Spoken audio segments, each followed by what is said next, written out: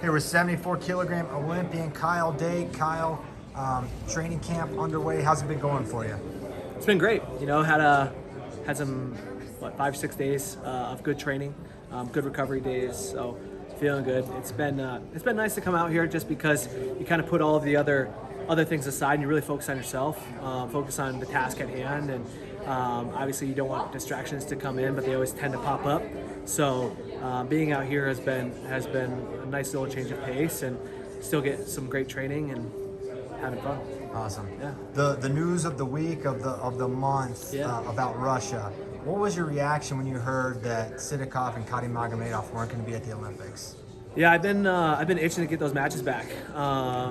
You know, those are fun matches. You want to go out and compete against the best guys. So, you know, I can't control anything that's going on with them. I can't control what geopolitics are going on, what the IOC decides. That's outside of my control. All I can do is go out and compete.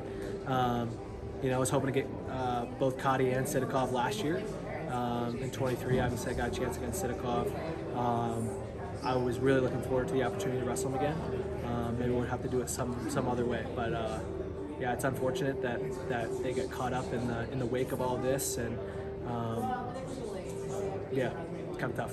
Yeah, so you kind of mentioned it, but it's something you would try to pursue outside of the Olympic Games to compete against Sidakov? I mean, I'd love to. I don't know if he's moving on from his career. Yeah. You know, I'm not really sure. Probably could just ask him. He would answer, but he's a great competitor. You know, you want to go out and compete against the best.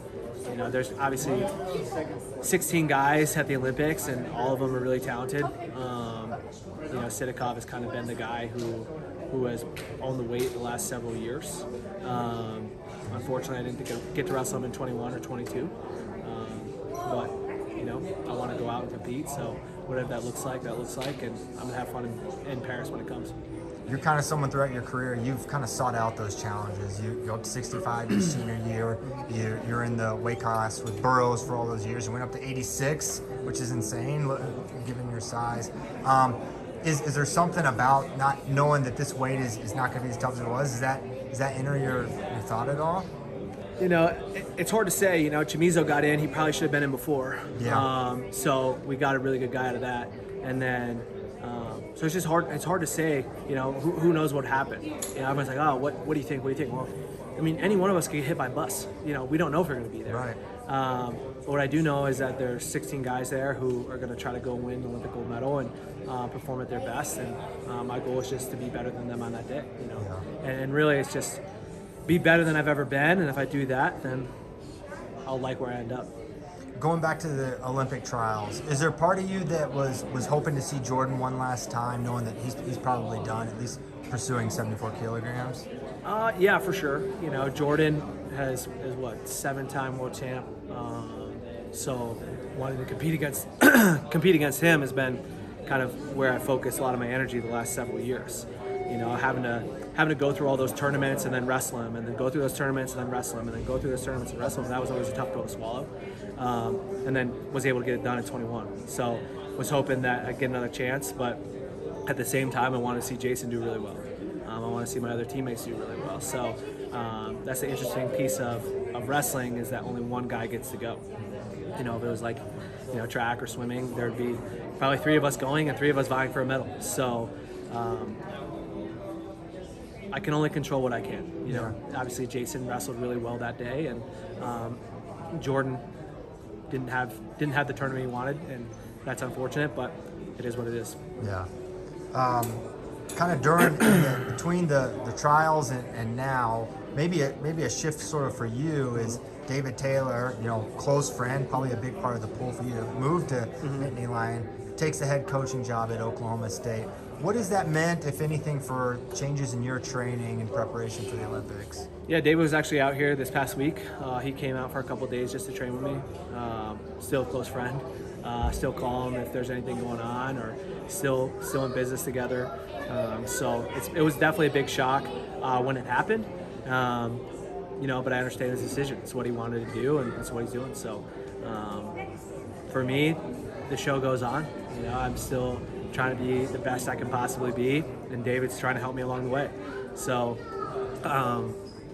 yeah, it's been odd for sure. It's been really odd. going in and not seeing him there, not seeing the other guys there. But like I said, that's life, And I'm sure it was odd for people when I left Cornell, and kind of what makes it fun. Yeah. So What do you mean? I think that just like having new challenges in life is interesting. Get yourself uncomfortable. Me leaving, I was comfortable at Cornell in Ithaca, where I've been my whole life, and to move down to pursue something different. I know that I've had a lot of fun doing it. I really enjoy the people that I'm around. I really enjoy the coaches, my teammates, and now I know David's doing the same thing. And he didn't accomplish his goals that he wanted to. He's been very open about that, and he's just ready to move on. Yeah. It was kind of bold for you to make the decision to move. You're a world champion, Olympic bronze medalist. Since that time, since you've been there, what has been the keys for you, and as you've continued to improve in the sport? Just having plenty of training partners, having people that you can look to. The minds in that room are, unbelievable. I could wrestle an Olympic champion every single day that I was there, and learn from them, and then not to mention the world champs, the age level world champs. Like, there's just so much talent there, and people who have had that experience of being the best they can possibly be. So learning from them, and then also just sharing knowledge. Be like, hey, I would do this. What do you think? And then they're like, well, if you did this, I did this. So then we just start evolving together. It doesn't matter who I'm wrestling. It could be the smallest guy, the biggest guy. There's studs throughout that whole room. So I think that's probably one of the enticing things that brought me down was that being able to learn from so many different people. Yeah, you had an interesting experience. I would describe it probably with the Olympics in 2021, where you're dealing with something physically. It got fixed. One match too late. You were able to wrestle awesome, get the bronze. But apart from that, what are you taking away from that experience that you're applying to 24? I don't know that I would change anything. I competed the best I could. Given the circumstances, I competed the best I could. And I went out and wrestled and did my best. And, my girls last year after I lost, like, Daddy, you didn't win. What happened? They were upset. And I'm like, I tried my best, and they just didn't fall my way. And that's okay, just teach that resiliency to them from a young age. I'm like, hey, obviously I wanted to win, but it just didn't happen. And that's okay. Like, you go out and do your best, and hopefully the preparation that gets you there is good enough and good enough to get the job done. So a lot of what I've been focusing on is just competing with gratitude, having fun, being excited, going to score points. Just be Kyle Dake the best way I can. Yeah, that perspective of, hey, I tried my best, I lost. Has that always been there? Have you always been able to have that kind of ability to zoom out after a loss? I probably took them a little bit harder when I was younger. But now, as a father, it's like, what really matters? This is a game, or, seeing what my dad went through.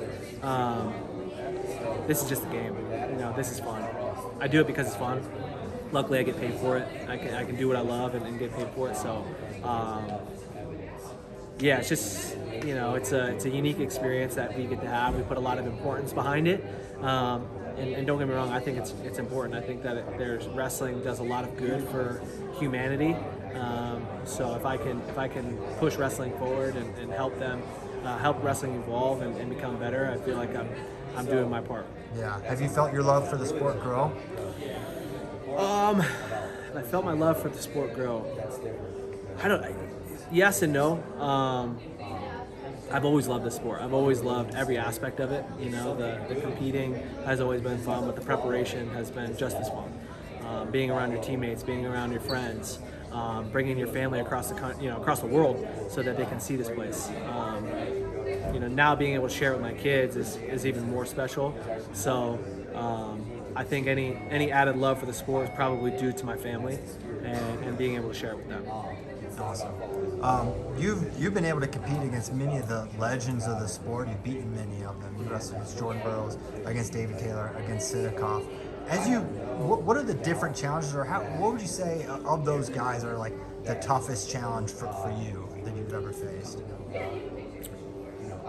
I think the toughest challenge is just like hey, it doesn't matter what's going on outside of life.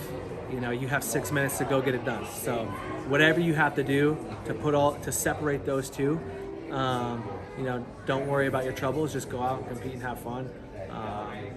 It's easy to say, a little bit more difficult to do. Yeah. And as you think about those individual wrestlers, like which one was like, man, I've got to be super focused, or like you felt like you had to be most on your game to be? All of them. Yeah. All of them. They were different stages of my life. You know, with David, I had to be ready to go for 6 or 7 hard minutes the whole time. With Jordan, I had to be ready to eat a couple headbutts to the face. With Sidikov, I had to be ready to wrestle in the crackdown. And you know, those are just different challenges, and each one is just like a little bit different. You know, whether it be someone that I'm wrestling first round or someone that I'm wrestling in the finals, everyone has their own little game plans and secrets and things that they do that you have to navigate through. So obviously all of those guys are incredible athletes and incredible competitors. So being able to go out and compete is just fun for me. Yeah. Sidikov was able to do something very few, which is like kind of wrestle a little bit through your chest wrap. You were able to turn him some, but he was able to figure that out. Did he show you some things, like some areas with that position that you're like, okay, he did this, I need to be doing this?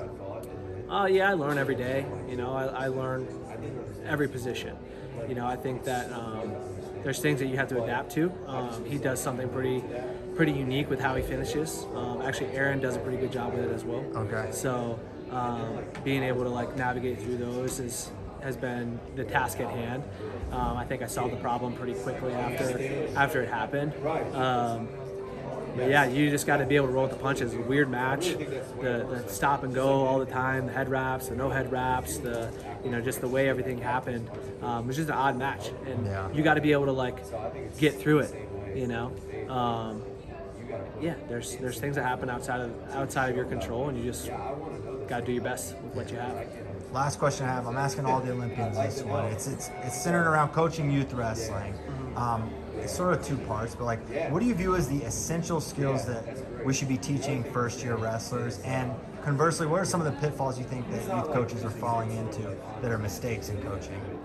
I think the best thing that you can do is just try to teach body awareness. Like, where is your body in space, and where's your body relative to somebody else? I'm going to tell you like, hey, this is kind of the path. How do you want to navigate through this? And then I'll say, hey, this is something that could happen if you try it that way. What would you do in response to that? Mm-hmm. And allow them to solve the problems. Allow them to test. Allow them to like figure it out. Obviously, I want to guide them, but I want to say, hey, you have to hit it this way. You have to hit it that way. Like, hey, if you hit it this way, there might be a consequence to it. Right? Maybe not in this room, but maybe when you get out and compete. So I think those are probably, just allow them to figure it out and grow. Because then as they start to get invested into their own success, they're like, oh, wow, I don't have to rely on somebody else.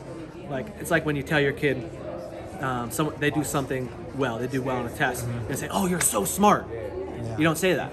Because then when they don't get a good grade on their test, they think, oh, I'm so stupid. If you say, oh, wow, you worked really hard, you must have put a lot of effort into this, and you focus on the hard work and the effort, then all of a sudden they get better and better. And like, oh, shoot, man, I didn't do well on that test.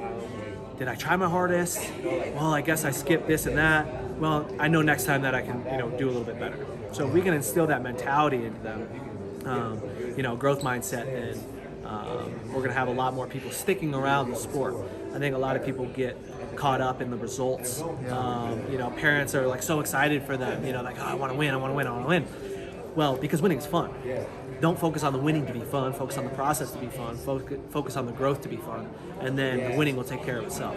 Not everyone's going to be the greatest ever, but what they can do is they can learn a lot about themselves, and if they learn a lot about themselves through the sport of wrestling, it will translate to later in life. Amen. Thanks so much, Kyle. You got anything else before we let you go? Nope. Check out the new Kyle Dake colorways that are coming out, and go USA. Thanks, Kyle.